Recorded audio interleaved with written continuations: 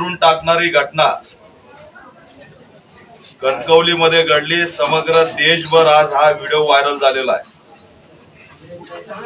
महाराष्ट्रात हे फॅड कधीही नव्हतं।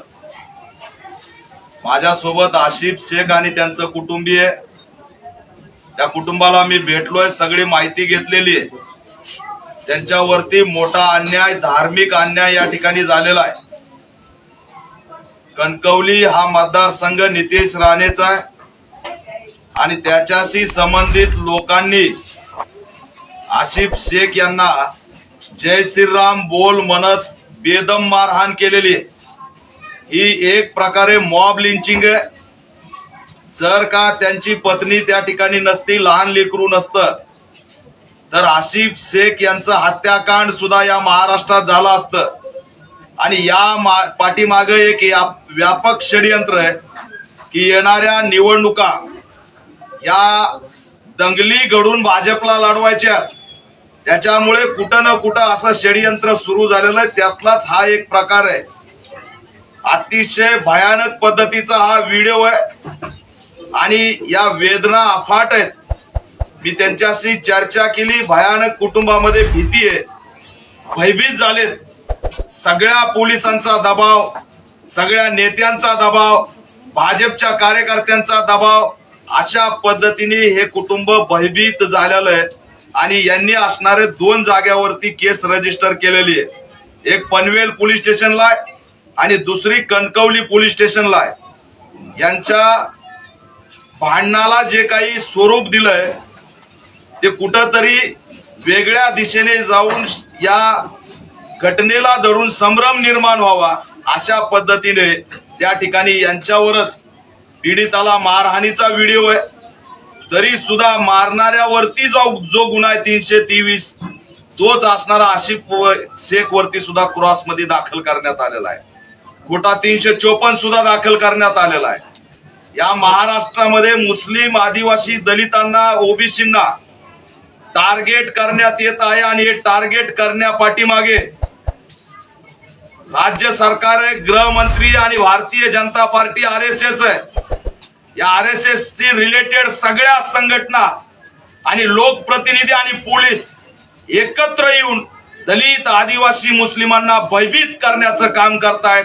या भयभीत करण्यामागे या निवडणुकीत त्यांना आम्हाला दाबून मतं मिळवायचे हेच असणारं चित्र दिसतंय। परंतु हे पीडित कुटुंब एवढं भयानकपणे आज त्यांच्यावरती अन्याय झालाय, पण महाराष्ट्रात कुठंच वाच्यता नाही, कोणत्याच मीडियात बातमी नाही। आज 19 तारखेला ही घटना घडली। 19 तारखेपासून आज 12 तारीख आहे। 20 दिवस झाले तरी सुद्धा या घटनेला कसलीही वाचा फुटलेली नाही। आज आमच्या माध्यमातून ही घटना बाहेर आली आहे। ऑल इंडिया पॅंथर सेना आसिफ शेख या कुटुंबाच्या पाठीशी आहे, समग्र मुस्लिमांच्या पाठीशी ठामपणे उभा राहणार आहे।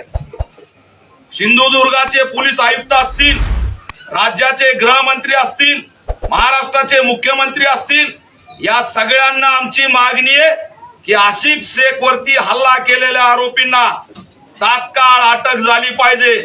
आणि जर का तात्काळ अटक झाली नाही तर महाराष्ट्रामध्ये ऑल इंडिया पॅंथर सेना या झुंडशाहीच्या विरोधात मुस्लिम बचाव, धर्मनिरपेक्ष भारत बचाव आंदोलन छेडल्याशिवाय राहणार नाही, हा इशारा सुद्धा या माध्यमातून आम्ही देतोय।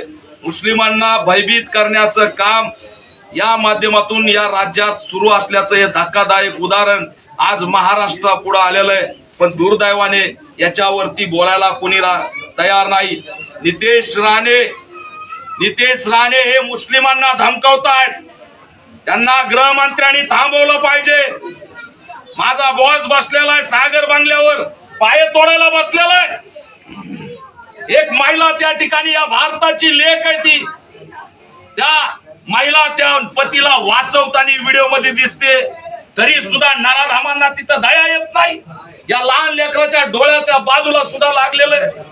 एवढे पिसाळलेले कुत्रे, हे धार्मिक उन्मादी सडलेल्या मेंदूच्या अवलादी आल्यात कुठून?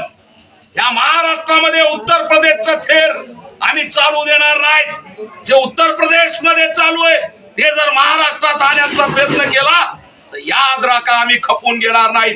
जय श्रीराम बोल, जय श्रीराम बोल। अरे तुमचा जय श्रीराम तुम्ही बोला, तुम्ही लोकांना कशाला बोलायला लावताय? आम्ही ठरवू आम्हाला काय बोलायचं काय नाही बोलायचं. नितेश राणे महाराष्ट्राचा बाप होण्याचा प्रयत्न करू नका. तुमचा बाप डॉक्टर बाबासाहेब आंबेडकरांचं संविधान आहे. याद राखा, या बाबासाहेबांच्या संविधान राज्यामध्ये कुणाला जर टार्गेट कराल तर तुम्हाला आम्ही सोडणार नाहीत हा इशारा देतोय. भयभीत करू नका.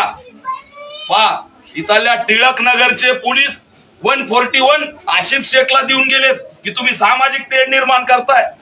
मारले त्याला, व्हिडिओ काढलाय जय श्रीराम बोल म्हणून. पत्नी ओरडतीये त्यांना वाचवण्यासाठी. तरी सुद्धा या पीडिताला न्याय द्यायचं सोडून, घराखाली पोलीस संरक्षण द्यायचं सोडून त्यालाच 141 ची नोटीस देताय. त्याच्यावरच खोटे 2-2 गुन्हे दाखल करताय. म्हणजे मार खायचा, अन्याय सहन करायचा आणि न्याय मागायला गेलं की आमच्यावरती खोट्या केसेस करायच्या. हे सगळं षडयंत्र गृहमंत्र्याच्या लेवलने सुरू आहे का, याचं उत्तर सुद्धा देवेंद्र फडणवीस यांनी दिलं पाहिजे. मी या कुटुंबाच्या ठामपणे पाठीशी उद्यापासून राज्यभर झुंडशाहीच्या विरोधात ऑल इंडिया पॅंथर सेना आंदोलन छेडणार हे सुद्धा सांगतोय. या कुटुंबाला सांत्वनपर भेट दिली. त्यांची पत्नी त्या व्हिडिओ मध्ये दिसते, ती आमची बहीण आहे. त्या नराधामांना आया बहिणी आहेत की नाही काही माहित नाही. आज एक बहीण तिथं नवऱ्याला वाचवण्यासाठी धडपड करते, तरी सुद्धा त्यांना दया आली नाही. हा महाराष्ट्र फुले शाहू आंबेडकरांचा महाराष्ट्र आहे. या महाराष्ट्रात उत्तर प्रदेश आणि बिहार करण्याचा प्रयत्न करू नका. या कोकणात जातीवाद सुद्धा नाही, धर्मवाद सुद्धा नाही. ही घटना आणून त्या ठिकाणी राणे धार्मिक उन्माद निर्माण करण्याचा प्रयत्न करतात. वाचवण्यासाठी धडपड करते, तरी सुद्धा त्यांना दया आली नाही. हा महाराष्ट्र फुले शाहू आंबेडकरांचा महाराष्ट्र आहे. या महाराष्ट्रात उत्तर प्रदेश आणि बिहार करण्याचा प्रयत्न करू नका. या कोकणात जातीवाद सुद्धा नाही, धर्मवाद सुद्धा नाही. ही घटना आणून त्या ठिकाणी राणे धार्मिक उन्माद निर्माण करण्याचा प्रयत्न करत आहेत. आम्ही पूर्णपणे या कुटुंबाच्या पाठीशी आहोत हेच या ठिकाणी दाखवायला आलो. समग्र माहिती घेतली. पनवेलच्या पोलीस स्टेशनला सुद्धा त्यांना दमदाटी पोलिसांकडून करण्यात आलेली आहे. कणकवलीला 19 जानेवारीला 12 वाजेच्या दरम्यान पोलीस स्टेशन मध्ये लोकप्रतिनिधी असलेले राणे त्या ठिकाणी आलेले सांगतायत. कुटुंब त्या एसीपी ला PI ला धमकावण्यात आल्याचं सुद्धा त्यांनी सांगितलंय. या सगळ्याचे CCTV बाहेर आले पाहिजेत आणि CCTVच्या माध्यमातून यामध्ये जे पोलीस अधिकारी आशिफ शेखला टार्गेट करत होते त्यांचं सुद्धा निलंबन झालं पाहिजे. ही सुद्धा मागणी आहे. सगळ्या आरोपीला अटक झाली पाहिजे ही सुद्धा मागणी आहे. आणि आमच्या महिला त्या ठिकाणी असताना त्यांना ढकलून देण्याचं काम केलं. त्यात ऍडिशनल 354 सुद्धा दाखल झाला पाहिजे. आणि सामूहिकरित्या हे पनवेल वरून कणकवलीला येत आहे तक्रार द्यायला, याच असणारी माहिती आरोपीला होती म्हणून सामूहिकरित्या कट करून जीवे मारण्याचा प्रयत्न केलाय. यात असणार 307 सुद्धा दाखल झाली पाहिजे आणि 120B सुद्धा दाखल झाली पाहिजे. कट करून त्यांच्यावरती हल्ला केलाय. अशा आशयाचं निवेदन बनवून आम्ही राज्यभर आंदोलन छेडणार आणि गृहमंत्र्याकडे सुद्धा याची मागणी करणार.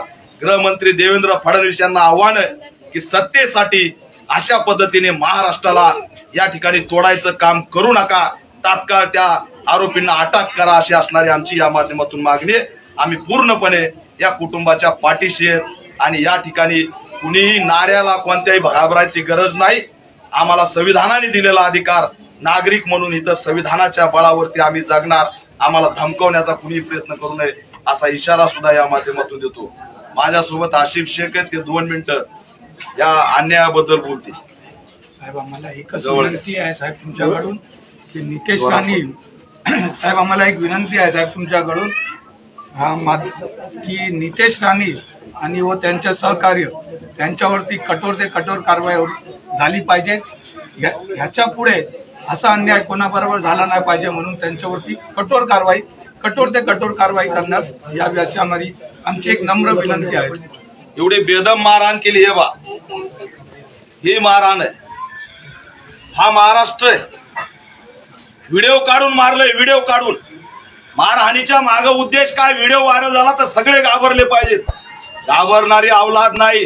ज्यांनी मारलंय त्यांना कायदा काय ते हिसका दाखवून देऊ. हे मारलंय, ही पाय पूर्णपणे इथं मायनर फ्रॅक्चर झालंय, तरी सुद्धा यांच्यावरच गुन्हा, यांनाच नोटीस. मानाच्या पाठीमाग कानाला कडं मारलं हे सुजलेलं आहे. लहान लेकराच्या डोळ्याच्या बाजूला हे केलंय. आपल्या नवऱ्याला वाचवण्यासाठी त्याच्या पत्नीने ज्या पद्धतीने धाव धाव जाते, तो आमचा महाराष्ट्र असू शकत नाही. हा फुले शाहू आंबेडकरांचा महाराष्ट्र, हा मानवतेचा महाराष्ट्र आहे. इथं नापाना ज्यांनी केला नाही. जे